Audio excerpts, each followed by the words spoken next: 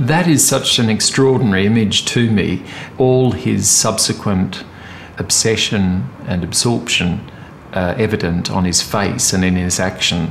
Too, he really knows how to kick a football. And the intensity of his desire to please my father and Dad's regard for what he's doing is quite extraordinary. Growing up in the public eye was never going to be easy for the new generation of Rose boys. Robert was every bit as gregarious as Dad. Very similar temperaments in that way, precociously good at sport. That combined with the Rose name, and after all he was known as Bobby Rose Jr., and created a great deal of expectation and attention, which I don't think was particularly easy for Robert to cope with.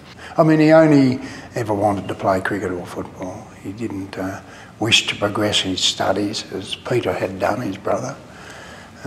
It was all sport, morning, day and night. Everyone assumed the boys would one day play for Collingwood. And life in the Rose family revolved around the weekly combat of football.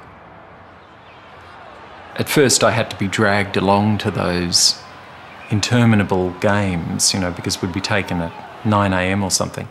And Mum does tell the story that at quarter time in the reserves match, when the siren went, I asked her if we could go home, and she had to point out that there were about 6 more hours of football to go.